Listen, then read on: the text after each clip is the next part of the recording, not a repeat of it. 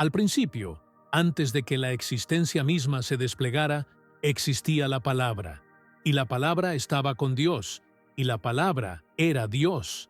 Esta profunda verdad, revelada en los versículos iniciales del Evangelio de Juan, establece el escenario para la historia más extraordinaria jamás contada, la historia de Jesucristo. Imagina, si puedes, una realidad más allá de nuestra comprensión, donde la Trinidad, Padre, Hijo y Espíritu Santo, coexistía en perfecta armonía.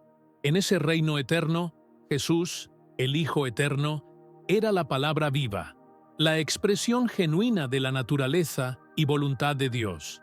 Pero ¿por qué lo llamamos la palabra? Así como nuestras palabras dan forma a nuestros pensamientos e intenciones, Jesús es la expresión perfecta del corazón de Dios para la humanidad. Él es la comunicación divina, el puente entre lo infinito y lo finito, lo invisible y lo visible. El apóstol Pablo, en su carta a los Colosenses, nos da un vistazo de esa realidad anterior a la creación. Él escribe que Jesús es la imagen del Dios invisible, el primogénito de toda la creación. Esto no significa que Jesús fue creado, sino que posee la primacía sobre toda la creación. Si te apasiona explorar más sobre este viaje espiritual y descubrir la profundidad de las enseñanzas de Jesús, no olvides dar like a este contenido y suscribirte para recibir más historias que te inspirarán y transformarán. Únete a nuestra comunidad y forma parte de esta aventura de fe. Piensa en esto por un momento. Antes de que la primera estrella brillara, antes de que la Tierra girara en su eje, antes de que el primer ser humano respirara, Jesús ya estaba presente. No fue simplemente un observador de la gran historia del universo. Él era y es el autor y el personaje principal. La existencia eterna de Jesús no es solo un concepto teológico, sino el fundamento de nuestra fe. Esto significa que, cuando Dios decidió alcanzar a la humanidad, no envió a un mensajero o un representante, vino personalmente en la figura de Jesucristo. Al embarcarnos en esta jornada a través de la historia completa de Jesús, desde antes de la creación hasta los capítulos finales del Apocalipsis, vamos a anclarnos en esta verdad. Jesús no es solo una figura histórica o un gran maestro. Él es la palabra eterna, el propio Dios, que eligió entrar en nuestro mundo y en nuestras vidas. La historia que vamos a explorar no es solo un relato antiguo, sino una narrativa viva que continúa desarrollándose, tocando cada una de nuestras vidas.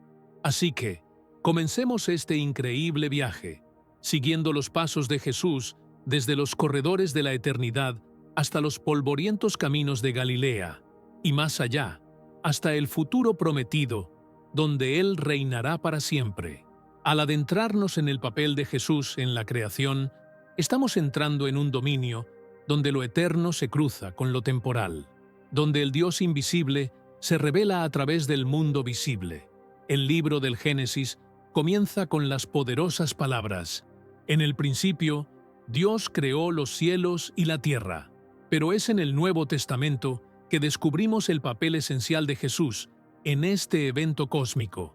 El apóstol Juan, en su Evangelio, amplía su introducción sobre la palabra, afirmando: «Todas las cosas fueron hechas por medio de Él, y sin Él, nada de lo que ha sido hecho fue hecho». Permite que esta idea penetre. Cada galaxia, cada estrella, cada planeta, cada molécula, todo vino a existir a través de Jesucristo. Pablo, escribiendo a los Colosenses, nos da una imagen aún más detallada.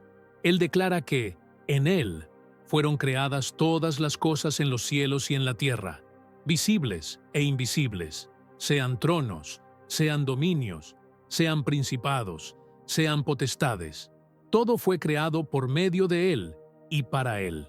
Esto no se refiere solo a la creación física, sino que abarca todo el orden del universo, incluyendo el dominio espiritual. Imagina a Jesús, el Maestro Creador, hablando galaxias a la existencia, moldeando los delicados pétalos de una flor, diseñando los sistemas intrincados dentro del cuerpo humano. Cada aspecto de la creación lleva sus huellas digitales. El salmista exclama: «Los cielos cuentan la gloria de Dios», y de hecho, proclaman la gloria de Jesús. Pero Jesús no fue solo el agente de la creación. Él también es su propósito. Pablo continúa: «Él es antes de todas las cosas, y en Él todas las cosas subsisten». Jesús no es solo el creador, sino también el sustentador del universo. El mismo poder que trajo el cosmos a la existencia lo mantiene unido en este preciso momento. Esta verdad tiene profundas implicaciones para nosotros. Al mirar el mundo que nos rodea, la majestad de las montañas, la vastedad de los océanos, el milagro de la vida, no estamos simplemente viendo la naturaleza, sino presenciando la obra de Jesús. La creación no es solo un escenario para la historia de la redención, es una parte integral de ella. Comprender el papel de Jesús en la creación nos da una apreciación más profunda de su sacrificio. Aquel que habló el universo a la existencia eligió entrar en su propia creación como un bebé vulnerable, vivir entre nosotros y, finalmente, morir por nosotros. Es una humildad y un amor que desafían la imaginación.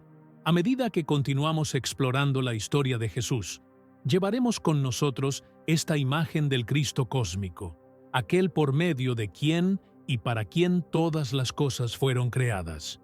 Esto añade profundidad y riqueza a cada aspecto de su ministerio terrenal y de su obra redentora.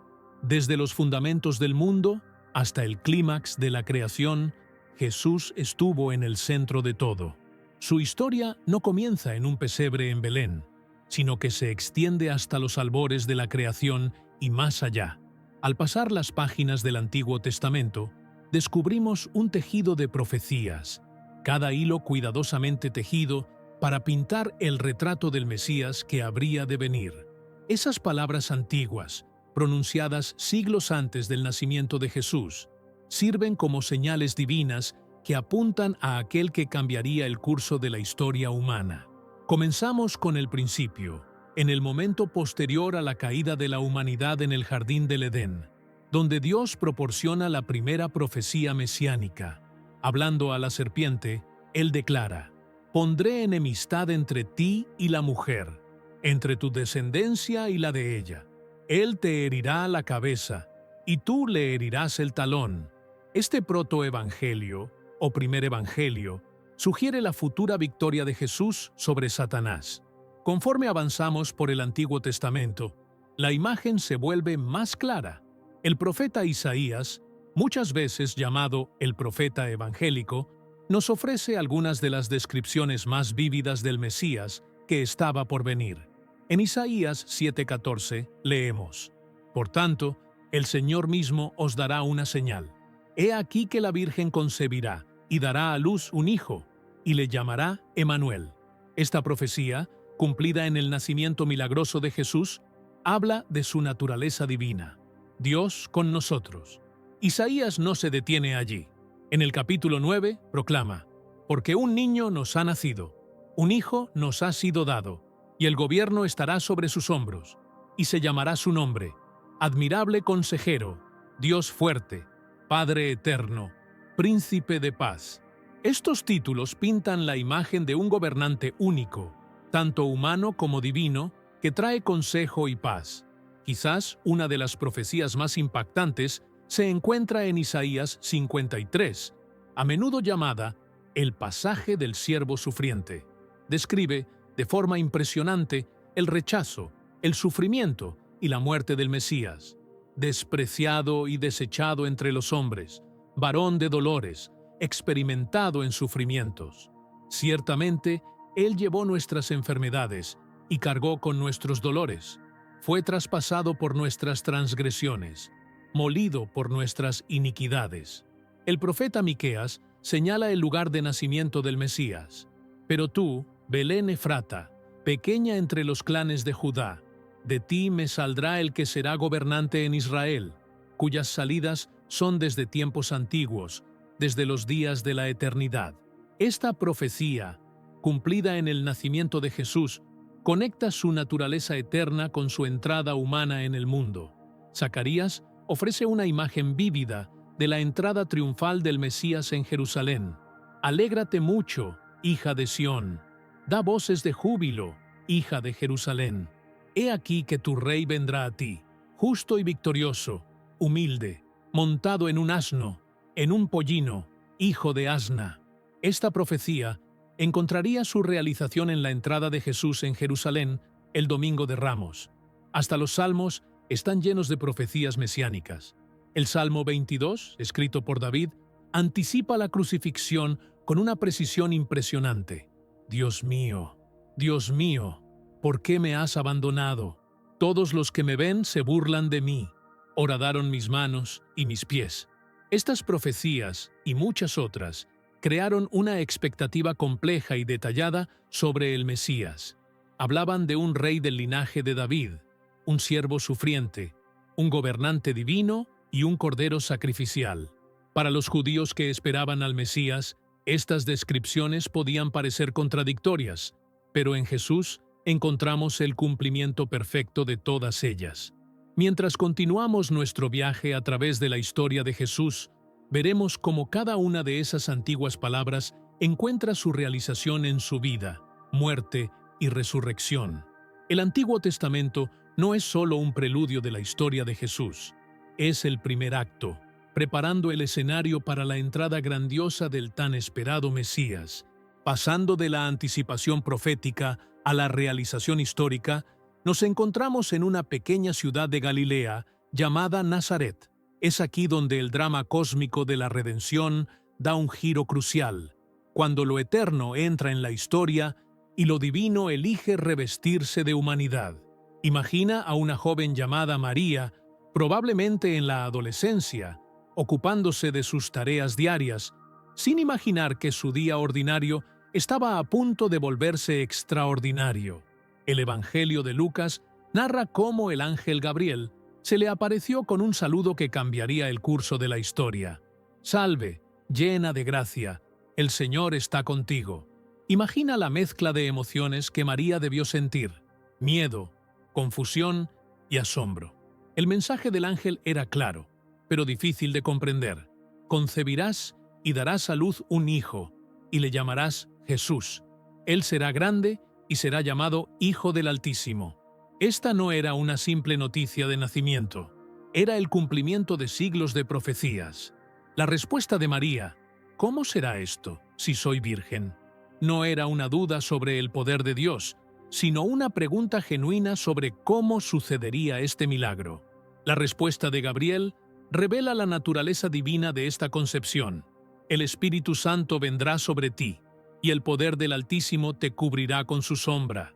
Por eso, el santo ser que nacerá será llamado Hijo de Dios. En este momento, vemos la intersección de la disposición humana con el poder divino. La respuesta fiel de María: «He aquí la sierva del Señor, hágase en mí según tu palabra», inicia la mayor historia jamás contada. Meses después, encontramos a José y María, ahora embarazada, camino de Belén, debido a un censo decretado por César Augusto, que, sin saberlo, cumpliría la profecía de Miqueas sobre el lugar de nacimiento del Mesías. La escena en Belén es una bella ironía. El Rey de Reyes no encuentra lugar en la posada y nace en un humilde establo. El relato de Lucas es increíblemente sencillo. Y dio a luz a su hijo primogénito. Lo envolvió en pañales y lo acostó en un pesebre, porque no había lugar para ellos en la posada. La humildad del nacimiento de Cristo se contrasta con la majestuosidad de la respuesta celestial. Un ángel se aparece a unos pastores en campos cercanos, proclamando: «No temáis, os traigo buenas nuevas de gran gozo, que son para todo el pueblo. Hoy, en la ciudad de David, ha nacido un Salvador, que es Cristo, el Señor». De repente, el cielo se ilumina con una multitud del ejército celestial, alabando a Dios y diciendo: «Gloria a Dios en las alturas, y en la tierra paz a los hombres en quienes Él se complace». Aquellos que presenciaron la creación del mundo ahora celebran el nacimiento de su Salvador. Mientras tanto, el Evangelio de Mateo nos cuenta sobre sabios venidos de Oriente, guiados por una estrella, en busca del recién nacido rey de los judíos. Su llegada a Jerusalén agita la ciudad y preocupa al rey Herodes, preparando el escenario para los desafíos iniciales que Jesús enfrentaría. En este nacimiento vemos el cumplimiento de las profecías, la divinidad revestida de humanidad y el inicio del plan redentor de Dios desplegándose ante nuestros ojos. La palabra eterna, por medio de quien todo fue creado, ahora yace, indefensa, en un pesebre. Es un cuadro de vulnerabilidad y fuerza, de humildad y majestad, que marcará todo el ministerio terrenal de Jesús. Al reflexionar sobre la anunciación y el nacimiento de Jesús, somos recordados de que Dios a menudo actúa de maneras inesperadas. El Rey del Universo eligió entrar en su creación, no como un héroe conquistador, sino como un bebé vulnerable. Es un poderoso recordatorio de las distancias que Dios está dispuesto a recorrer para alcanzar a la humanidad. Los años iniciales de la vida de Jesús a menudo son pasados por alto en muchas narrativas, pero esos años formativos son esenciales para comprender el lado plenamente humano de nuestro Salvador divino. Después de los eventos dramáticos alrededor de su nacimiento, los evangelios nos ofrecen solo algunos destellos de los primeros años de Jesús. El relato de Mateo menciona la huida de la familia a Egipto para escapar del decreto asesino de Herodes, cumpliendo la profecía de Oseas: «De Egipto llamé a mi hijo». Imagina a José y María, jóvenes padres encargados del Hijo de Dios, enfrentando los desafíos de ser refugiados en una tierra extranjera. Después de la muerte de Herodes, la familia regresa a Israel y se establece en Nazaret, una pequeña ciudad en Galilea. Es allí donde Jesús crece en una casa de carpintero, probablemente aprendiendo el oficio con José. Los evangelios describen a Jesús creciendo en sabiduría, estatura y gracia delante de Dios y de los hombres. Esta sencilla descripción revela mucho sobre el desarrollo de Jesús, intelectual, físico, espiritual y social. Uno de los episodios más intrigantes de la infancia de Jesús se relata en el Evangelio de Lucas. A los 12 años, Jesús acompaña a sus padres a Jerusalén para la fiesta de la Pascua. Cuando la celebración termina, María y José comienzan el viaje de regreso, presumiendo que Jesús está con el grupo de viajeros. Después de un día de viaje, se dan cuenta de que Él está ausente y regresan a Jerusalén, preocupados. 3 días después, lo encuentran en el templo, sentado entre los maestros, escuchándolos y haciendo preguntas. Lucas nos dice que todos los que lo escuchaban se maravillaban de su comprensión y respuestas. Cuando sus padres expresan su preocupación, Jesús responde con una declaración que revela su autoconciencia. ¿Por qué me buscaban? ¿No sabían que yo debía estar en la casa de mi padre? Este episodio revela varios aspectos importantes de la vida temprana de Jesús, mostrando su sabiduría excepcional y comprensión de asuntos espirituales desde una edad temprana, además de demostrar su creciente conciencia de su relación única con Dios, el Padre, y su misión divina. Pero es importante no olvidar los aspectos humanos de la crianza de Jesús. Creció en una familia, con hermanos y hermanas mencionados en los evangelios. Experimentó los procesos normales de crecimiento y aprendizaje, probablemente jugando con otros niños, ayudando en las tareas domésticas y participando en la vida comunitaria en Nazaret. La crianza de Jesús en esta pequeña e insignificante ciudad también cumplió otra profecía, como señala Mateo: será llamado Nazareno. Este lugar modesto fue donde el Salvador del mundo pasó sus años formativos, algo que más tarde hizo que algunos cuestionaran su credibilidad. ¿Puede algo bueno salir de Nazaret? Vale la pena recordar que los primeros años de vida de Jesús fueron, en gran parte, de anonimato. Por casi 30 años, el Hijo de Dios vivió una vida tranquila, en una pequeña ciudad, cumpliendo fielmente sus obligaciones como hijo, hermano y miembro de la comunidad. Este periodo, que puede parecer de inactividad, fue, en realidad, un tiempo de preparación para su ministerio público. Durante esos años, Jesús habría llegado a conocer profundamente las Escrituras, como era costumbre para los niños judíos. Observaba las fiestas y tradiciones religiosas, mientras crecía en comprensión sobre el propósito de su venida. Al reflexionar sobre la infancia y los primeros años de Jesús, somos recordados de la belleza de la encarnación. El Hijo Eterno de Dios abrazó completamente la experiencia humana, incluyendo los años frecuentemente ignorados de la infancia y juventud. Él conoce lo que es crecer, aprender, ser parte de una familia y de una comunidad. Este período de la vida de Jesús, aunque en gran parte oculto de nuestra vista, es un poderoso testimonio de su identificación con la humanidad. Nos prepara para el momento en que Él dejará la oscuridad para iniciar su ministerio público, plenamente preparado para la misión que le aguardaba. Al volverse hacia el bautismo y la tentación de Jesús, somos testigos de un momento crucial en su vida y ministerio. Estos eventos marcan la transición de sus años de preparación silenciosa al inicio de su misión pública. La escena comienza a las orillas del río Jordán. Juan el Bautista, primo de Jesús, predica un mensaje de arrepentimiento y bautiza a personas en preparación para la llegada del Mesías. Según registrado en el Evangelio de Mateo, Jesús se acerca a Juan para ser bautizado. Juan, reconociendo la pureza de Jesús, inicialmente se resiste, diciendo: «Yo necesito ser bautizado por ti, ¿y tú vienes a mí?». Pero Jesús insiste, afirmando: «Deja que sea así por ahora, porque así conviene que cumplamos toda justicia». Este momento está cargado de significado. Aunque sin pecado, Jesús se identifica con la humanidad pecadora, anticipando su papel como nuestro sustituto. Al salir del agua, algo extraordinario sucede. Mateo describe vívidamente: «Y cuando Jesús fue bautizado, inmediatamente salió del agua. Y he aquí, los cielos se abrieron para él, y vio el Espíritu de Dios descendiendo como paloma y posándose sobre él. Y una voz del cielo dijo: Este es mi Hijo amado, en quien me complazco». En este momento, vemos una hermosa imagen de la Trinidad. El Padre habla, el Hijo es bautizado y el Espíritu desciende. Es una confirmación divina de la identidad y misión de Jesús, preparando el terreno para su ministerio público.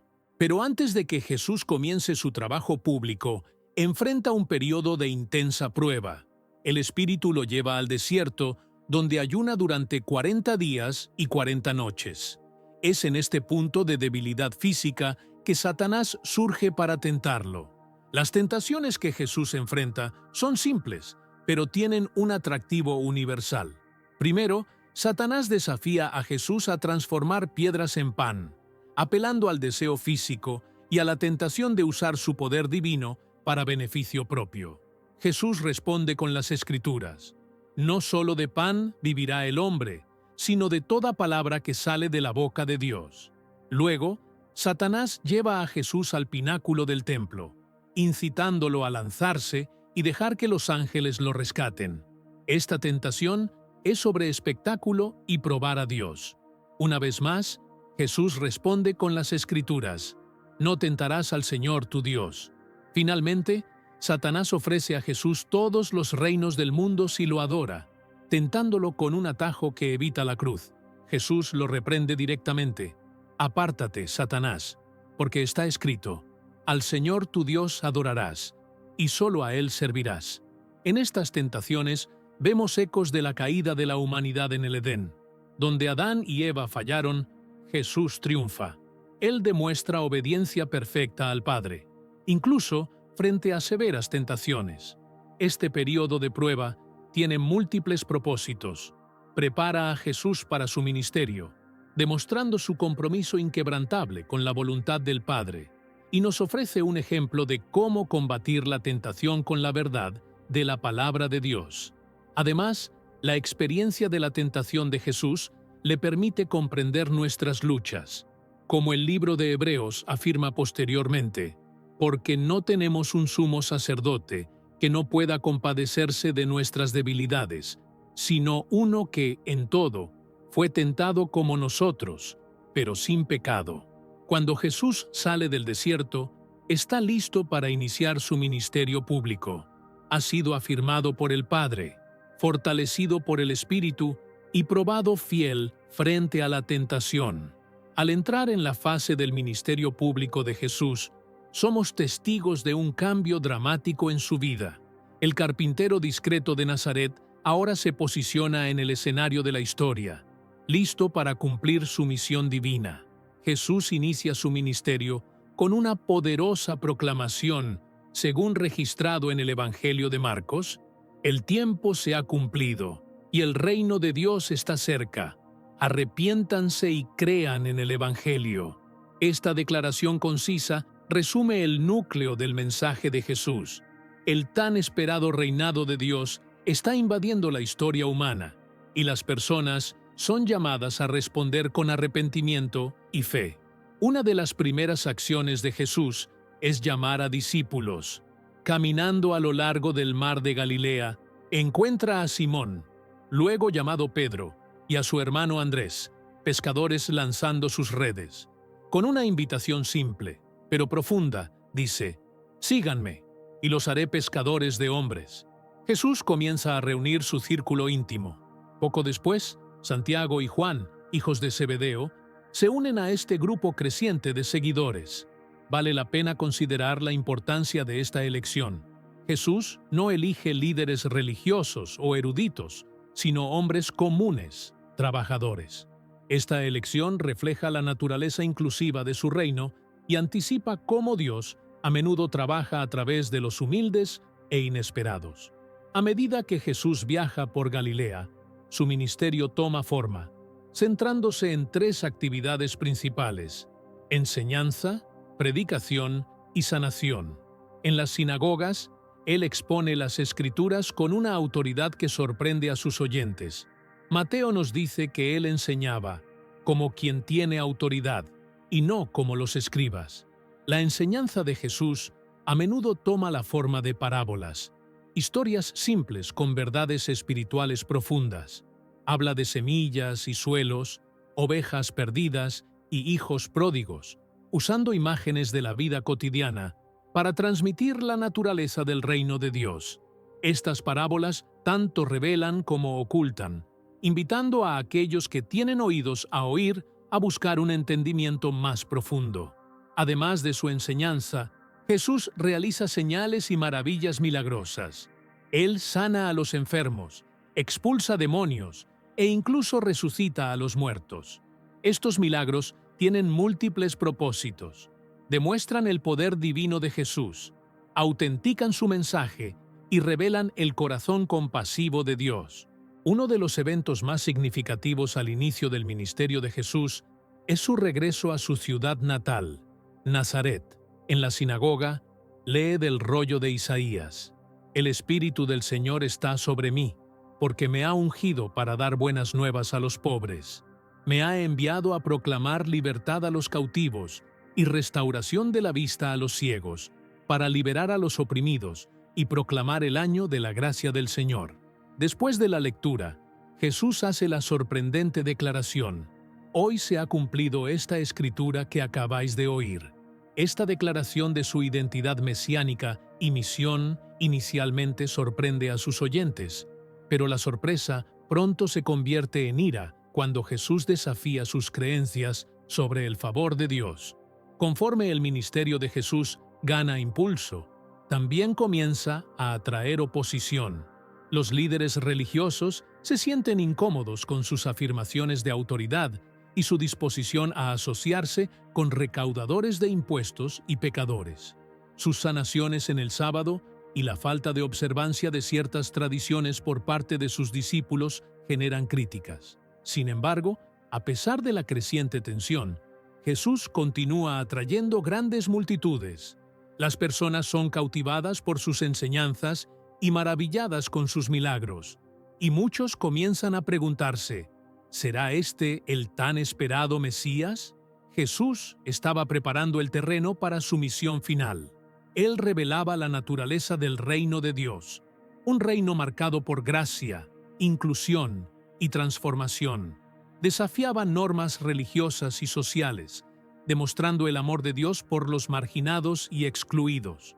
También preparaba a sus discípulos para el papel que desempeñarían en la continuidad de su misión. Al reflexionar sobre el inicio del ministerio de Jesús, somos impactados por su naturaleza revolucionaria. Dios estaba caminando entre su pueblo, tocando a los intocables, acogiendo a los rechazados y proclamando un mensaje de esperanza y redención. El tan esperado reino de Dios estaba invadiendo el mundo, y nada jamás sería lo mismo. Al explorar las enseñanzas y milagros de Jesús, estamos en el núcleo de su ministerio terrenal. Sus palabras y acciones revelan la naturaleza del reino de Dios y proporcionan profundas percepciones sobre el carácter de Dios y sus expectativas para la humanidad. En el centro de las enseñanzas de Jesús está el concepto del reino de Dios, o reino de los cielos, en el Evangelio de Mateo. No es un dominio físico, sino la soberanía y el gobierno de Dios invadiendo la era presente. Jesús a menudo inicia sus parábolas con «el reino de Dios es como» component placement, usando metáforas cotidianas para ilustrar verdades espirituales. Por ejemplo, en la parábola del grano de mostaza, Jesús compara el reino a una pequeña semilla que crece hasta convertirse en un gran árbol, ilustrando cómo el reino de Dios comienza pequeño, pero crece y genera un gran impacto. La parábola de la levadura, de manera similar, demuestra cómo el reino influye en la sociedad de manera silenciosa, pero penetrante. Quizás la más amplia colección de las enseñanzas de Jesús está en el Sermón del Monte, en Mateo 5 a 7. Aquí, Jesús establece los fundamentos éticos de su reino. Comienza con las bienaventuranzas, proclamando bendiciones sobre aquellos que personifican los valores del reino, los pobres de espíritu, los mansos, los pacificadores. Luego, Jesús profundiza la interpretación de la ley. Oísteis que fue dicho, pero yo os digo, se convierte en una frase recurrente al tratar temas como la ira, el deseo, el divorcio, los juramentos, la represalia y el amor por los enemigos. Jesús cambia el enfoque de la conformidad externa a la transformación interna, enfatizando las actitudes del corazón. Su enseñanza sobre la oración, incluyendo el Padre Nuestro, proporciona un modelo de comunión con Dios.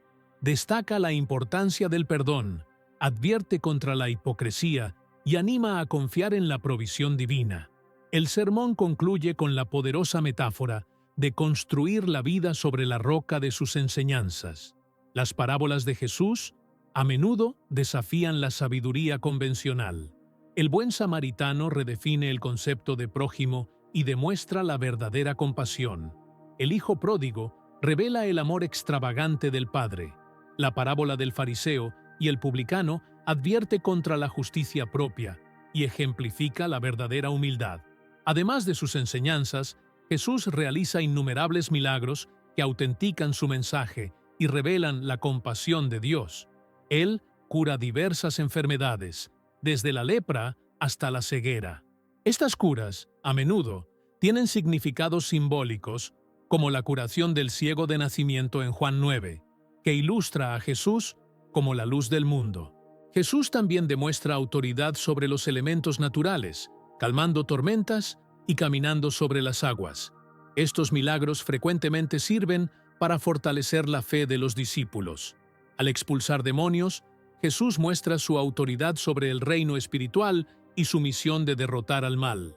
Uno de los milagros más significativos es la multiplicación de los panes para 5,000 personas, registrado en los 4 evangelios. Este hecho no solo demuestra el poder de Jesús, sino que también anticipa su papel como el pan de vida. Las enseñanzas y milagros de Jesús a menudo provocan la oposición del liderazgo religioso.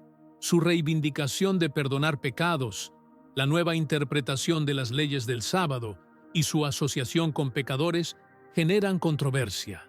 Sin embargo, estas acciones revelan el núcleo de su misión: buscar y salvar a los perdidos, traer sanidad y restauración e inaugurar una nueva alianza entre Dios y la humanidad. Es importante destacar que las enseñanzas de Jesús no eran solo teóricas. Él incorporaba sus palabras en sus acciones, demostrando compasión por los marginados, tocando a los intocables y extendiendo perdón a aquellos considerados imperdonables. Al reflexionar sobre las enseñanzas y milagros de Jesús, somos confrontados con una visión radical del reino de Dios. Es un reino donde los últimos serán los primeros, donde la misericordia triunfa sobre el juicio y donde el amor a Dios y al prójimo son prioritarios. Las palabras y acciones de Jesús nos invitan a entrar en ese reino, desafiándonos a alinear nuestras vidas con sus valores. El impacto de las enseñanzas y milagros de Jesús va mucho más allá de su audiencia inmediata. Continúan desafiando e inspirando, invitando a cada generación a lidiar con sus implicaciones y a experimentar el poder transformador del reino de Dios. La transfiguración es un evento crucial en el ministerio de Jesús, ofreciendo un vistazo de su gloria divina y sirviendo como un punto de inflexión en los evangelios. Este momento extraordinario se registra en los evangelios sinópticos, Mateo, Marcos y Lucas, y se menciona en 2 Pedro. La escena tiene lugar en la cima de una montaña, tradicionalmente identificada como el Monte Tabor, en Galilea. Jesús lleva consigo a su círculo íntimo de discípulos, Pedro, Santiago y Juan, separándolos del resto del grupo para esta revelación especial. Al llegar a la cima, algo sorprendente sucede. Los evangelios describen a Jesús siendo transfigurado ante ellos, con su rostro resplandeciendo como el sol, y sus vestiduras volviéndose blancas como la luz. Esta transformación revela la naturaleza divina de Jesús, oculta bajo su forma humana, y manifiesta la gloria que compartía con el Padre antes de la creación del mundo, como se menciona en Juan. Pero la transfiguración involucra más que solo la metamorfosis de Jesús. 2 figuras aparecen a su lado, Moisés y Elías. No están allí por casualidad. Representan la ley y los profetas, las 2 principales divisiones de las escrituras hebreas. Su presencia confirma a Jesús como el cumplimiento tanto de la ley como de los profetas. El relato de Lucas añade que Moisés y Elías conversaban con Jesús sobre su partida, literalmente su éxodo, que estaba a punto de realizar en Jerusalén, vinculando la transfiguración a la narrativa mayor de su misión redentora. La reacción de los discípulos es de asombro y confusión. Pedro, siempre rápido para hablar, sugiere construir 3 tiendas, una para Jesús, una para Moisés y una para Elías. Esta propuesta, aunque bien intencionada, pierde el foco del evento al igualar a Jesús con las otras 2 figuras. En ese momento, Dios Padre interviene. Una nube luminosa los envuelve, recordando la nube de la presencia de Dios en el Antiguo Testamento. De la nube, una voz declara: «Este es mi Hijo amado, en quien me complazco. Escúchenlo». Esta declaración hace eco de la voz escuchada en el bautismo de Jesús, pero añade el mandato de escuchar a Jesús, enfatizando su autoridad incluso por encima de Moisés y Elías. Los discípulos caen con el rostro en el suelo, tomados por el miedo, pero Jesús los toca, diciéndoles que no teman. Al levantar la mirada, Moisés y Elías ya no están, y solo ven a Jesús. Este detalle destaca que, mientras la ley y los profetas apuntan hacia Jesús, Él es el enfoque central de la fe. Al descender la montaña, Jesús instruye a los discípulos a no contar a nadie sobre la visión hasta que Él resucite de entre los muertos, manteniendo el secreto mesiánico y evitando proclamaciones prematuras sobre su identidad, que podrían ser mal entendidas. La transfiguración cumple varias funciones importantes en la narrativa de los evangelios. Confirma la identidad divina de Jesús, ofreciendo ánimo a los discípulos ante la inminente pasión. Conecta a Jesús con la tradición del Antiguo Testamento, al mismo tiempo que demuestra su superioridad, anticipando la resurrección y la ascensión de Jesús da un vistazo de su futura gloria. Prepara a los discípulos para el difícil camino que se aproxima, fortaleciendo su fe para los desafíos venideros. Este evento marca un cambio en el ministerio de Jesús, que a partir de ese momento dirige su enfoque hacia Jerusalén, consciente de lo que le aguarda. Para los discípulos y para nosotros, la transfiguración es un recordatorio poderoso de quién es realmente Jesús. Ante las dudas, las persecuciones o los sufrimientos, podemos recordar este momento en que el velo fue retirado y la gloria de Cristo fue revelada. La entrada triunfal de Jesús en Jerusalén marca un momento crucial en su ministerio terrenal.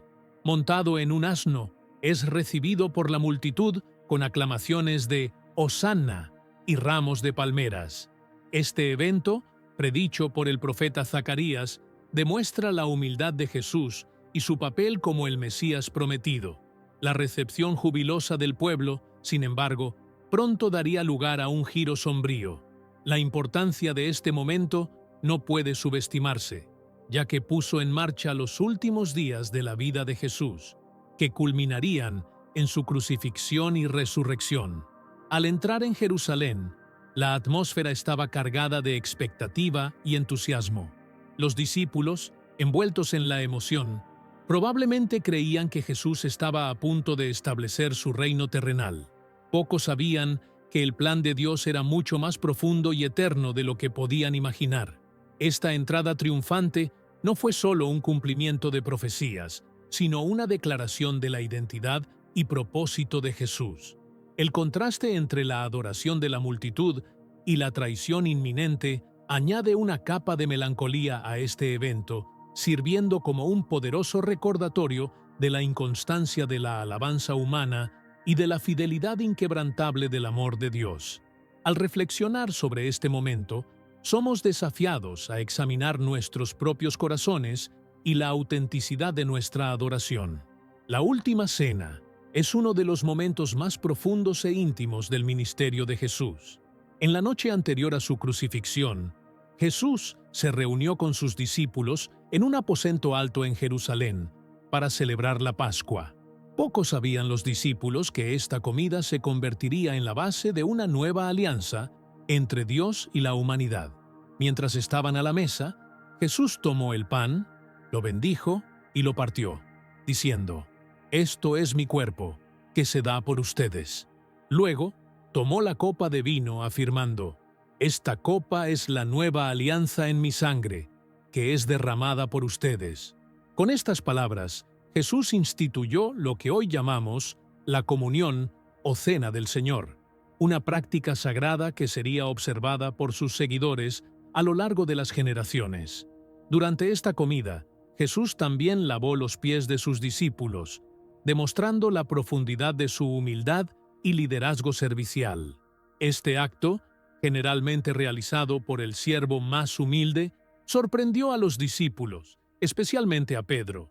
Jesús usó este momento para enseñar sobre la verdadera grandeza en el reino de Dios, que viene a través del servicio al prójimo. La atmósfera de la última cena estaba cargada de emoción. Jesús reveló que uno de los presentes lo traicionaría, generando una ola de incredulidad y dudas entre el grupo. También predijo la negación de Pedro, una profecía dolorosa que pronto se cumpliría. Quizás lo más conmovedor fue Jesús compartiendo su corazón con sus amigos más cercanos. Habló sobre su partida inminente, prometió la venida del Espíritu Santo y oró por sus discípulos y todos los futuros creyentes. Su oración sacerdotal, registrada en Juan 17, nos da un vistazo de la intimidad entre Jesús. No principio, antes de que la propia existencia se desplegara, existía la Palabra, y la Palabra estaba con Dios, y la Palabra era Dios. Esta verdad profunda, revelada en los versículos iniciales del Evangelio de Juan, establece el escenario para la historia más extraordinaria jamás contada, la historia de Jesucristo. Imagina, si puedes, una realidad más allá de nuestra comprensión, donde la Trinidad, Padre, Hijo y Espíritu Santo, coexistía en perfecta armonía. En ese reino eterno, Jesús, el Hijo eterno, era la palabra viva, la expresión genuina de la naturaleza y voluntad de Dios. Pero ¿por qué lo llamamos la palabra? Así como nuestras palabras dan forma a nuestros pensamientos e intenciones, Jesús es la expresión perfecta del corazón de Dios para la humanidad. Él es la comunicación divina, el puente entre lo infinito y lo finito, lo invisible y lo visible. El apóstol Pablo, en su carta a los Colosenses, nos ofrece un vistazo de esa realidad anterior a la creación. Escribe que Jesús es la imagen del Dios invisible, el primogénito de toda la creación. Esto no significa que Jesús fue creado, sino que Él posee la primacía sobre toda la creación. Piénsalo por un momento. Antes de que brillara la primera estrella, antes de que la tierra girara sobre su eje, antes de que el primer ser humano respirara, Jesús ya estaba presente. Él no fue solo un espectador de la gran historia del universo. Él era y es el autor y el personaje principal. La existencia eterna de Jesús no es solo un concepto teológico, sino el fundamento de nuestra fe. Esto significa que, cuando Dios decidió alcanzar a la humanidad, no envió a un mensajero o a un representante. Él vino personalmente en la figura de Jesucristo. Al embarcarnos en este viaje, a través de la historia completa de Jesús, desde antes de la creación hasta los capítulos finales de Apocalipsis, anclemos en esta verdad. Jesús no es solo una figura histórica o un gran maestro. Él es la palabra eterna, el mismo Dios que eligió entrar en nuestro mundo y en nuestras vidas. La historia que vamos a explorar no es solo un relato antiguo, sino una narrativa viva que continúa desarrollándose, tocando cada una de nuestras vidas. Entonces, comencemos este increíble viaje, siguiendo los pasos de Jesús desde los corredores de la eternidad hasta los polvorientos caminos de Galilea y más allá, hacia el futuro prometido, donde Él reinará para siempre. Al adentrarnos en el papel de Jesús en la creación, estamos entrando en un dominio donde lo eterno se cruza con lo temporal, donde el Dios invisible se revela a través del mundo visible. El libro de Génesis comienza con las poderosas palabras: «En el principio, Dios creó los cielos y la tierra». Pero es en el Nuevo Testamento que descubrimos el papel esencial de Jesús en ese evento cósmico. El apóstol Juan, en su Evangelio, amplía su introducción sobre la palabra, afirmando: «Todas las cosas fueron hechas por medio de Él, y sin Él nada de lo que ha sido hecho fue hecho». Deja que esta idea penetre. Cada galaxia, cada estrella, cada planeta, cada molécula, todo vino a existir a través de Jesucristo. Pablo, escribiendo a los Colosenses, nos da una imagen aún más detallada. Declara que en Él fueron creadas todas las cosas en los cielos y en la tierra, visibles e invisibles, sean tronos, sean dominios, sean principados, sean potestades. Todo fue creado por medio de Él y para Él. Esto no se refiere solo a la creación física, sino que abarca todo el orden del universo, incluyendo el dominio espiritual. Imagina a Jesús, el Maestro Creador, hablando galaxias a la existencia, moldeando los delicados pétalos de una flor, diseñando los sistemas intrincados dentro del cuerpo humano. Cada aspecto de la creación lleva sus huellas dactilares. El salmista exclama: «Los cielos declaran la gloria de Dios», y, de hecho, proclaman la gloria de Jesús. Pero Jesús no fue solo el agente de la creación. Él también es el propósito de ella. Pablo continúa: «Él es antes de todas las cosas, y en Él todas las cosas subsisten». Jesús no es solo el creador, sino también el sustentador del universo. El mismo poder que trajo el cosmos a la existencia lo mantiene unido en este preciso momento. Esta verdad tiene profundas implicaciones para nosotros. Al mirar el mundo a nuestro alrededor, la majestad de las montañas, la vastedad de los océanos, el milagro de la vida, no estamos solo viendo la naturaleza, sino siendo testigos de la obra de Jesús. La creación no es solo un escenario para la historia de la redención, es una parte integral de ella. Comprender el papel de Jesús en la creación nos da una apreciación más profunda de su sacrificio. Aquel que habló el universo a la existencia eligió entrar en su propia creación como un bebé vulnerable, vivir entre nosotros y finalmente morir por nosotros. Es una humildad y un amor que desafían la imaginación. A medida que continuamos explorando la historia de Jesús, llevemos con nosotros esta imagen del Cristo cósmico, aquel por medio de quien y para quien todas las cosas fueron creadas. Esto añade profundidad y riqueza a cada aspecto de su ministerio terrenal y de su obra redentora. Desde los fundamentos del mundo hasta la cumbre de la creación, Jesús estuvo en el centro de todo. Su historia no comienza en un pesebre en Belén, sino que se extiende hasta los albores de la creación y más allá. Al pasar las páginas del Antiguo Testamento, descubrimos un tejido de profecías, cada hilo cuidadosamente tejido para pintar el retrato del Mesías que vendría. Estas palabras antiguas, pronunciadas siglos antes del nacimiento de Jesús, sirven como señales divinas que apuntan a aquel que cambiaría el curso de la historia humana. Comenzamos con el principio, en el momento posterior a la caída de la humanidad en el jardín del Edén, donde Dios proporciona la primera profecía mesiánica. Hablando a la serpiente, Él declara: «Pondré enemistad entre ti y la mujer, entre tu descendencia y la de ella. Él te herirá en la cabeza, y tú le herirás en el talón». Este protoevangelio, o primer evangelio, sugiere la futura victoria de Jesús sobre Satanás. A medida que avanzamos a través del Antiguo Testamento, la imagen se vuelve más clara. El profeta Isaías, a menudo llamado el profeta evangélico, nos ofrece algunas de las descripciones más vívidas del Mesías que estaba por venir. En Isaías 7:14 leemos: «Por tanto, el Señor mismo os dará una señal. He aquí, la Virgen concebirá y dará a luz un hijo, y lo llamará Emmanuel». Esta profecía, cumplida en el nacimiento milagroso de Jesús, habla de su naturaleza divina, Dios con nosotros. Isaías no se detiene ahí. En el capítulo 9 proclama: «Porque nos ha nacido un niño, se nos ha dado un hijo, y el gobierno estará sobre sus hombros, y su nombre será Admirable Consejero, Dios Fuerte, Padre Eterno, Príncipe de Paz». Estos títulos pintan la imagen de un gobernante único, tanto humano como divino, trayendo consejo y paz. Quizás una de las profecías más notables se encuentra en Isaías 53, a menudo llamada el pasaje del siervo sufriente.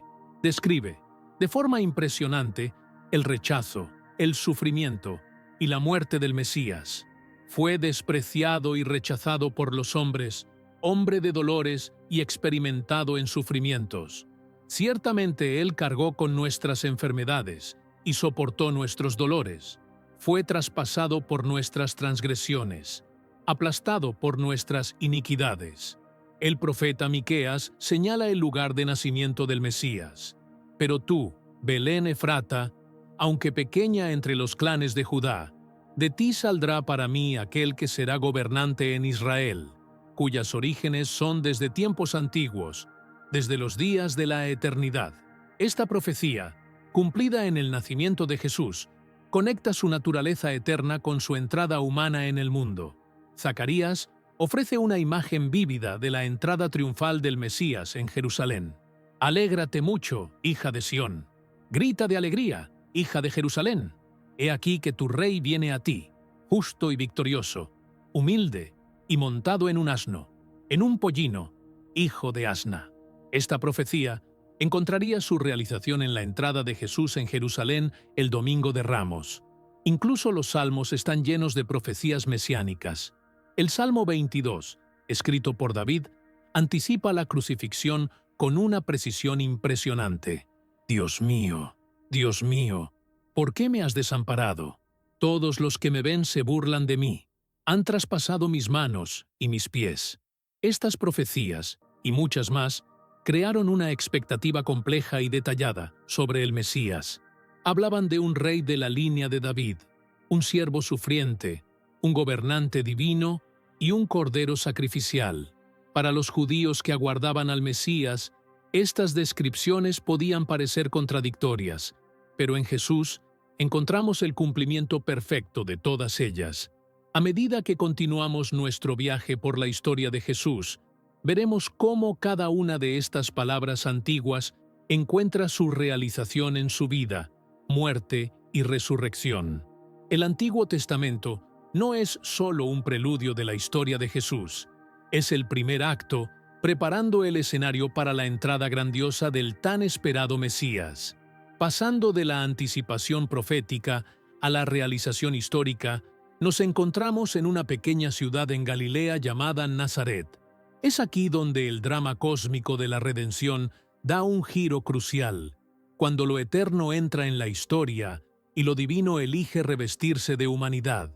Imagina a una joven llamada María, probablemente en su adolescencia, ocupada con sus tareas diarias, sin imaginar que su día ordinario estaba a punto de volverse extraordinario. El Evangelio de Lucas narra cómo el ángel Gabriel se le apareció con un saludo que cambiaría el curso de la historia. «Salve, muy favorecida, el Señor está contigo». Imagina la mezcla de emociones que María debió haber sentido: miedo, confusión y asombro. El mensaje del ángel era claro, pero difícil de comprender. Concebirás y darás a luz un hijo, y lo llamarás Jesús. Él será grande, y será llamado Hijo del Altísimo. No se trataba solo de un anuncio de nacimiento, era el cumplimiento de siglos de profecías. La respuesta de María, ¿cómo será esto si soy virgen?, no era una duda sobre el poder de Dios, sino una pregunta genuina sobre cómo ocurriría este milagro. La respuesta de Gabriel revela la naturaleza divina de esa concepción. El Espíritu Santo vendrá sobre ti, y el poder del Altísimo te cubrirá con su sombra. Por eso, el santo que va a nacer será llamado Hijo de Dios. En ese momento, vemos la intersección de la disposición humana con el poder divino. La respuesta fiel de María: «He aquí la sierva del Señor, hágase en mí según tu palabra», inicia la mayor historia jamás contada. Meses después, encontramos a José y María, ahora embarazada, camino a Belén, debido a un censo decretado por César Augusto, quien, sin saberlo, cumpliría la profecía de Miqueas sobre el lugar de nacimiento del Mesías. La escena en Belén es una hermosa ironía. El Rey de Reyes no encuentra lugar en la posada y nace en un humilde establo. El relato de Lucas es increíblemente simple. Y dio a luz a su hijo primogénito, lo envolvió en pañales y lo acostó en un pesebre, porque no había lugar para ellos en la posada. La humildad del nacimiento de Cristo se contrasta con la majestad de la respuesta celestial. Un ángel aparece a pastores en campos cercanos, proclamando: «No temáis, porque os traigo buenas nuevas de gran gozo, que serán para todo el pueblo. Hoy, en la ciudad de David, os ha nacido un Salvador, que es Cristo el Señor». De repente, el cielo se ilumina con una multitud del ejército celestial, alabando a Dios y diciendo: «Gloria a Dios en las alturas, y en la tierra paz a los hombres de buena voluntad».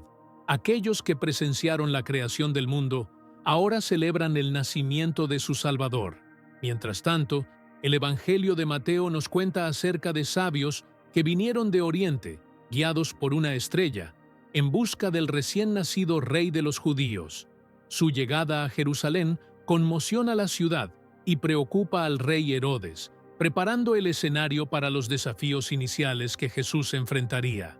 En este nacimiento vemos el cumplimiento de las profecías, la divinidad revestida de humanidad y el inicio del plan redentor de Dios desplegándose ante nuestros ojos.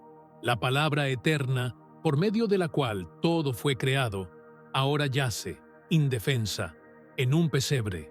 Es un cuadro de vulnerabilidad y fuerza, de humildad y majestad, que marcará todo el ministerio terrenal de Jesús. Al reflexionar sobre la anunciación y el nacimiento de Jesús, somos recordados de que Dios a menudo actúa de maneras inesperadas. El Rey del universo eligió entrar en su creación, no como un héroe conquistador, sino como un bebé vulnerable. Es un poderoso recordatorio de las distancias que Dios está dispuesto a recorrer para alcanzar a la humanidad. Los primeros años de la vida de Jesús son a menudo dejados de lado en muchas narrativas, pero estos años formativos son esenciales para comprender el lado plenamente humano de nuestro Salvador divino. Tras los eventos dramáticos alrededor de su nacimiento, los evangelios nos ofrecen solo algunos destellos de los primeros años de Jesús. El relato de Mateo menciona la huida de la familia a Egipto para escapar del decreto asesino de Herodes, cumpliendo la profecía de Oseas: «De Egipto llamé a mi hijo». Imagina a José y María, jóvenes padres encargados del Hijo de Dios, enfrentando los desafíos de ser refugiados en una tierra extranjera. Después de la muerte de Herodes, la familia regresa a Israel y se establece en Nazaret, una pequeña ciudad en Galilea. Es allí donde Jesús crece en una casa de carpintero, probablemente aprendiendo el oficio con José. Los evangelios describen a Jesús creciendo en sabiduría, estatura y gracia ante Dios y los hombres. Esta simple descripción revela mucho sobre el desarrollo de Jesús, intelectual, físico, espiritual y social. Uno de los episodios más intrigantes de la infancia de Jesús es relatado en el Evangelio de Lucas. A los 12 años, Jesús acompaña a sus padres a Jerusalén para el Festival de la Pascua. Cuando la celebración termina, María y José comienzan el viaje de regreso, presumiendo que Jesús está con el grupo de viajeros. Después de un día de viaje, se dan cuenta de que Él está ausente y regresan a Jerusalén, preocupados. 3 días después, lo encuentran en el templo, sentado entre los maestros, escuchándolos y haciendo preguntas. Lucas nos dice que todos los que lo escuchaban se maravillaban de su comprensión y respuestas. Cuando sus padres expresan su preocupación, Jesús responde con una declaración que revela su autoconciencia. ¿Por qué me buscabais? ¿No sabíais que en los asuntos de mi Padre me es necesario estar? Este episodio revela varios aspectos importantes de la vida temprana de Jesús, mostrando su sabiduría excepcional y comprensión de asuntos espirituales desde una edad temprana, además de demostrar su creciente conciencia de su relación única con Dios, el Padre, y su misión divina. Pero es importante no olvidar los aspectos humanos de la crianza de Jesús. Él creció en una familia, con hermanos y hermanas mencionados en los evangelios. Experimentó los procesos normales de crecimiento y aprendizaje, probablemente jugando con otros niños, ayudando en las tareas del hogar y participando en la vida comunitaria en Nazaret. La crianza de Jesús en esta ciudad pequeña e insignificante también cumplió otra profecía, como observa Mateo: será llamado Nazareno. Este lugar modesto fue donde el Salvador del mundo pasó sus años formativos, algo que más tarde hizo que algunos cuestionaran su credibilidad. ¿Puede algo bueno salir de Nazaret? Es importante recordar que los primeros años de vida de Jesús fueron, en gran parte, de anonimato. Durante casi 30 años, el Hijo de Dios vivió una vida tranquila en una pequeña ciudad, cumpliendo fielmente sus obligaciones como hijo, hermano y miembro de la comunidad. Este periodo, que puede parecer de inactividad, fue, en realidad, un tiempo de preparación para su ministerio público. Durante esos años, Jesús habría conocido profundamente las Escrituras, como era costumbre para los niños judíos. Observaba las fiestas y tradiciones religiosas mientras crecía en comprensión sobre el propósito de su venida. Al reflexionar sobre la infancia y los primeros años de Jesús, somos recordados de la belleza de la encarnación. El Hijo Eterno de Dios abrazó completamente la experiencia humana, incluyendo los años a menudo ignorados de la infancia y la juventud. Él conoce lo que es crecer, aprender, formar parte de una familia y de una comunidad. Este periodo de la vida de Jesús, aunque en gran parte oculto de nuestra vista, es un poderoso testimonio de su identificación con la humanidad. Nos prepara para el momento en que Él dejará la oscuridad para comenzar su ministerio público, plenamente preparado para la misión que le aguardaba. Al volverse hacia el bautismo y la tentación de Jesús, somos testigos de un momento crucial en su vida y ministerio. Estos eventos marcan la transición de sus años de preparación silenciosa al comienzo de su misión pública. La escena comienza en las orillas del río Jordán. Juan el Bautista, primo de Jesús, predica un mensaje de arrepentimiento y bautiza a personas en preparación para la llegada del Mesías. Como se registra en el Evangelio de Mateo, Jesús se acerca a Juan para ser bautizado. Juan, reconociendo la pureza de Jesús, inicialmente duda, diciendo: «Yo necesito ser bautizado por ti, ¿y tú vienes a mí?». Pero Jesús insiste, afirmando: «Deja ahora, porque así conviene que cumplamos toda justicia». Este momento está lleno de significado. Aunque sin pecado, Jesús se identifica con la humanidad pecadora, anticipando su papel como nuestro sustituto. Al salir del agua, algo extraordinario sucede. Mateo lo describe vívidamente, y Jesús, después que fue bautizado, subió luego del agua. Y he aquí los cielos fueron abiertos, y vio al Espíritu de Dios que descendía como paloma y venía sobre él. Y hubo una voz de los cielos que decía: «Este es mi Hijo amado, en quien tengo complacencia». En este momento, vemos una hermosa imagen de la Trinidad. El Padre habla, el Hijo es bautizado y el Espíritu desciende. Es una confirmación divina de la identidad y misión de Jesús, preparando el camino para su ministerio público. Pero antes de que Jesús comience su obra pública, enfrenta un periodo de intensa prueba. El Espíritu lo lleva al desierto, donde ayuna durante 40 días y 40 noches. Es en este punto de debilidad física que Satanás aparece para tentarlo. Las tentaciones que Jesús enfrenta son simples, pero tienen un atractivo universal. Primero, Satanás desafía a Jesús a transformar piedras en pan, apelando al deseo físico y a la tentación de usar su poder divino para beneficio propio. Jesús responde con las Escrituras: «No solo de pan vivirá el hombre, sino de toda palabra que sale de la boca de Dios». Luego, Satanás lleva a Jesús a la parte más alta del templo, incitándolo a lanzarse y dejar que los ángeles lo rescaten. Esta tentación trata sobre el espectáculo y probar a Dios. Una vez más, Jesús responde con las Escrituras: «No tentarás al Señor tu Dios». Finalmente, Satanás ofrece a Jesús todos los reinos del mundo si lo adora, tentando a Jesús con un atajo que evitaría la cruz. Jesús lo reprende directamente: «Apártate de mí, Satanás, porque está escrito: al Señor tu Dios adorarás, y solo a Él servirás».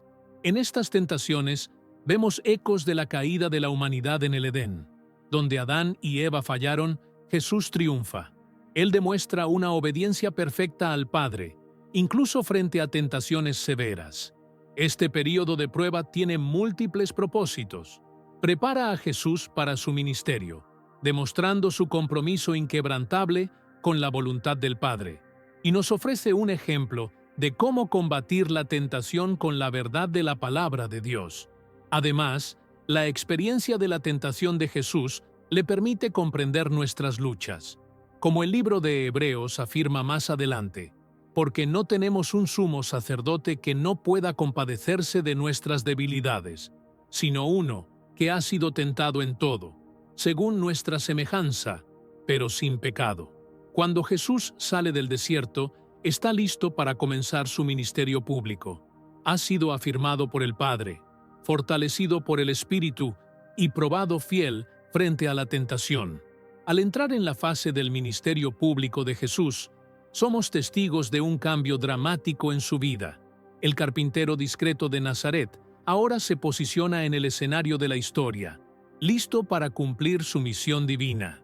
Jesús comienza su ministerio con una proclamación poderosa, como se registra en el Evangelio de Marcos: «El tiempo se ha cumplido, y el reino de Dios se ha acercado. Arrepentíos y creed en el Evangelio».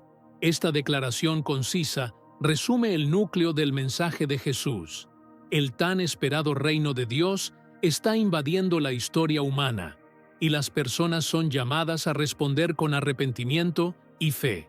Una de las primeras acciones de Jesús es llamar a discípulos. Caminando a lo largo del mar de Galilea, encuentra a Simón, luego llamado Pedro, y a su hermano Andrés, pescadores lanzando sus redes. Con una invitación simple, pero profunda, les dice: «Síganme, y yo los haré pescadores de hombres». Jesús comienza a reunir su círculo íntimo. Poco después, Santiago y Juan, hijos de Zebedeo, se unen a este grupo creciente de seguidores. Vale la pena considerar la importancia de esta elección. Jesús no elige líderes religiosos o estudiosos, sino hombres comunes, trabajadores. Esta elección refleja la naturaleza inclusiva de su reino y anticipa cómo Dios frecuentemente trabaja a través de los humildes e inesperados. A medida que Jesús viaja por Galilea, su ministerio toma forma, centrándose en 3 actividades principales: enseñanza, predicación y sanación. En las sinagogas, expone las Escrituras con una autoridad que sorprende a sus oyentes.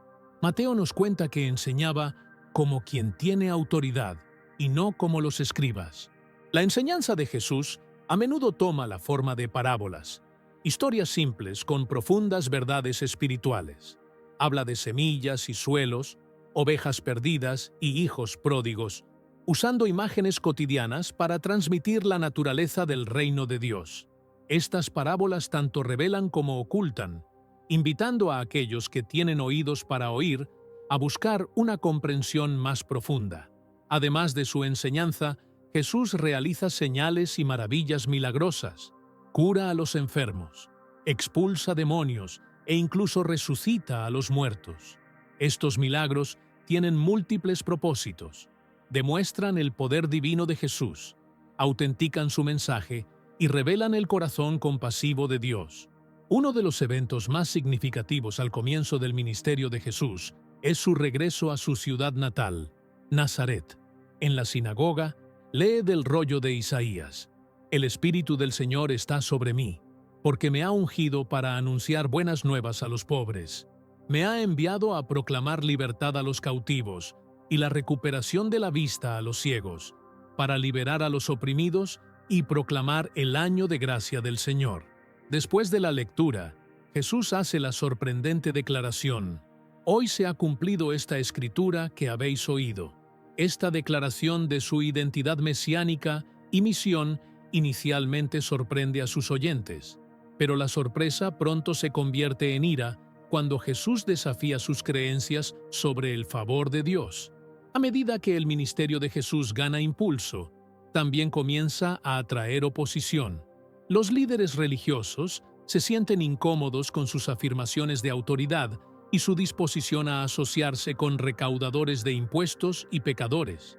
Sus curaciones en sábado y la falta de observancia de ciertas tradiciones por parte de sus discípulos generan críticas. Sin embargo, a pesar de la creciente tensión, Jesús continúa atrayendo grandes multitudes. La gente queda cautivada por sus enseñanzas y maravillada con sus milagros, y muchos comienzan a preguntarse: ¿será este el tan esperado Mesías? Jesús estaba preparando el terreno para su misión final. Revelaba la naturaleza del reino de Dios, un reino marcado por la gracia, la inclusión y la transformación. Desafiaba normas religiosas y sociales, demostrando el amor de Dios hacia los marginados y excluidos. También preparaba a sus discípulos para el papel que desempeñarían en la continuación de su misión.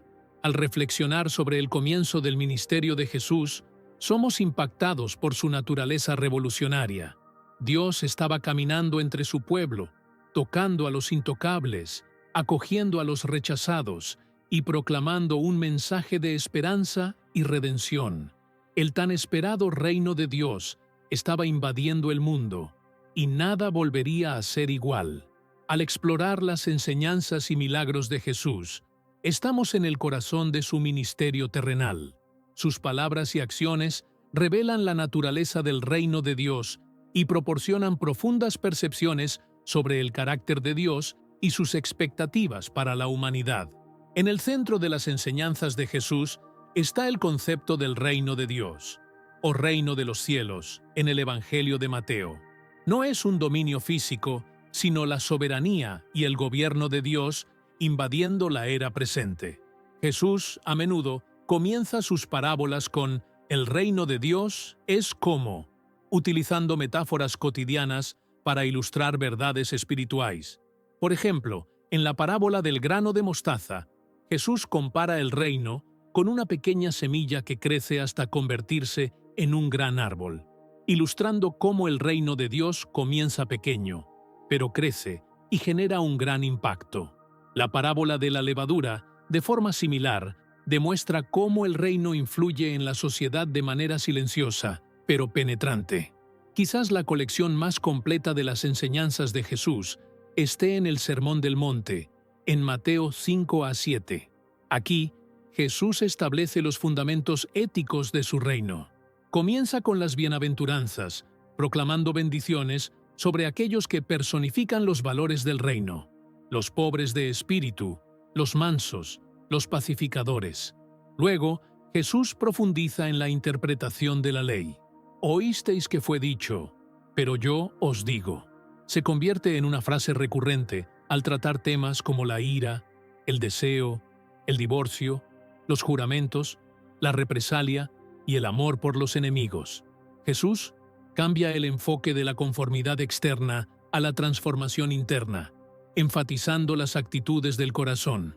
Su enseñanza sobre la oración, incluyendo el Padre Nuestro, proporciona un modelo de comunión con Dios.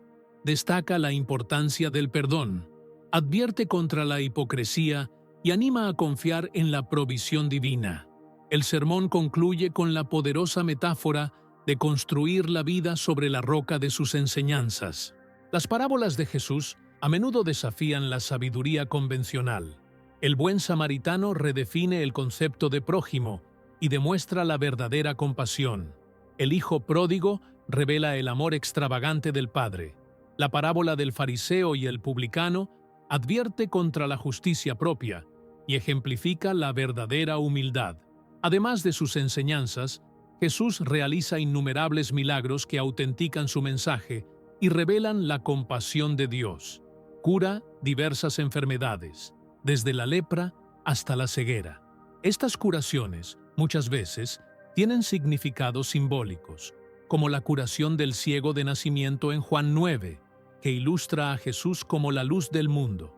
Jesús también demuestra autoridad sobre los elementos naturales, calmando tormentas y caminando sobre las aguas.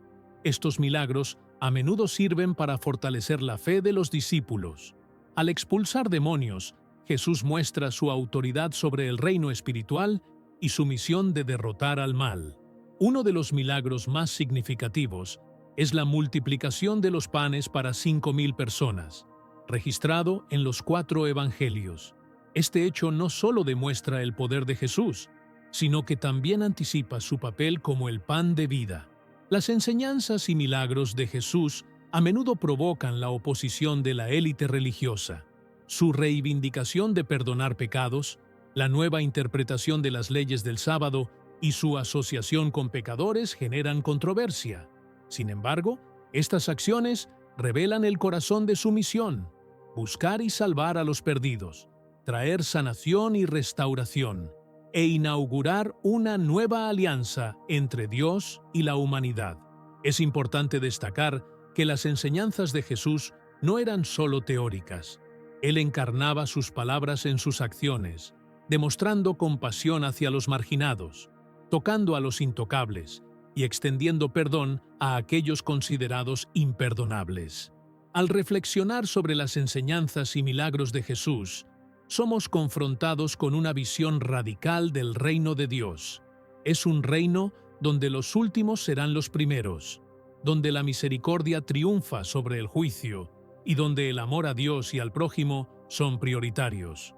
Las palabras y acciones de Jesús nos invitan a entrar en ese reino, desafiándonos a alinear nuestras vidas con sus valores. El impacto de las enseñanzas y milagros de Jesús va mucho más allá de su público inmediato. Continúan desafiando e inspirando, invitando a cada generación a lidiar con sus implicaciones y a experimentar el poder transformador del reino de Dios. Si deseas seguir profundizando en este mensaje de esperanza y transformación, suscríbete ahora y únete a nuestra comunidad. Juntos, descubriremos más sobre el significado del reino de Dios y cómo vivir según sus principios en nuestro día a día.